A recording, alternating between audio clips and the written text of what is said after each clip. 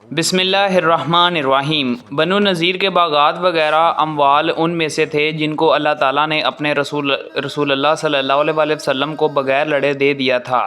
مسلمانوں نے ان کے حاصل کرنے کے لیے گھوڑے اور اونٹ نہیں دوڑائے، تو یہ اموال خاص طور سے رسول اللہ صلی اللہ علیہ وسلم ہی کے تھے، جن میں سے آپ صلی اللہ علیہ وسلم اپنی ازواج مطہرات کو سالانہ نفقہ کے طور پر بھی دے دیتے تھے، اور باقی ہتھیار اور گھوڑوں پر خرچ کرتے تھے تاکہ اللہ کے راستے میں جہاد کے لیے ہر وقت تیاری رہے۔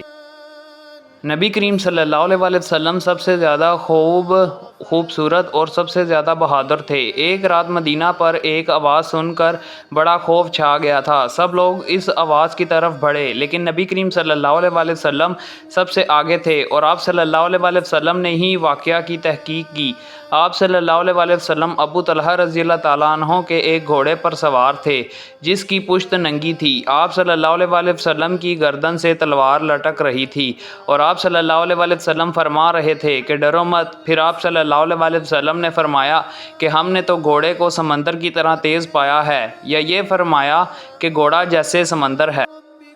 ان سے احد کی لڑائی میں نبی کریم صلی اللہ علیہ وسلم کے زخمی ہونے کے متعلق پوچھا گیا تو انہوں نے بتلایا کہ آپ صلی اللہ علیہ وسلم کے چہرہ مبارک پر زخم آئے، اور آپ صلی اللہ علیہ وسلم کے آگے کے دان ٹوٹ گئے تھے، اور خود آپ صلی اللہ علیہ وسلم کے سر مبارک پر ٹوٹ گئی تھی جس سے سر پر زخم آئے تھے۔ حضرت فاطمہ رضی اللہ تعالیٰ عنہ خون دھو رہی تھی، اور علی کرم اللہ وجہ پانی ڈال رہے تھے۔ جب حضرت فاطمہ رضی اللہ تعالیٰ عنہ نے دیکھا کہ خون برابر بڑھتا ہی جا رہا ہے تو انہوں نے ایک چٹائی جلائی اور اس کی راکھ کو آپ صلی اللہ علیہ وسلم کے زخموں پر لگا دیا، جس سے خون بہنا بند ہو گیا۔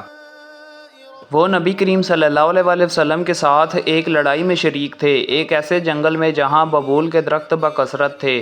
کلولا کا وقت ہو گیا۔ تمام صحابہ سائے کی تلاش میں پوری وادی میں متفرق درختوں کے نیچے پھیل گئے، اور نبی کریم صلی اللہ علیہ وسلم نے بھی ایک درخت کے نیچے قیام فرمایا۔ آپ صلی اللہ علیہ وسلم نے تلوار درخت کے تنے سے لٹکا دی تھی اور سو گئے تھے۔ جب آپ صلی اللہ علیہ وسلم بیدار ہوئے تو آپ صلی اللہ علیہ وسلم کے پاس ایک اجنبی موجود تھا۔ اس اجنبی نے کہا تھا کہ اب تمہیں مجھ سے کون بچائے گا؟ پھر آپ صلی اللہ علیہ وسلم نے آواز دی، اور جب صحابہ رضی اللہ تعالیٰ عنہ آپ صلی اللہ علیہ وسلم کے قریب پہنچے تو آپ صلی اللہ علیہ وسلم نے فرمایا کہ اس شخص نے میری ہی تلوار مجھ پر کھینچ لی تھی اور مجھ سے کہنے لگا تھا کہ اب تمہیں میرے ہاتھ سے کون بچا سکے گا؟ میں نے کہا کہ اللہ۔ اس پر وہ شخص خود ہی دہشت زدہ ہو گیا اور تلوار نیام میں کر لی۔ اب یہ بیٹھا ہوا ہے۔ آپ صلی اللہ علیہ وسلم نے اسے کوئی سزا نہیں دی تھی۔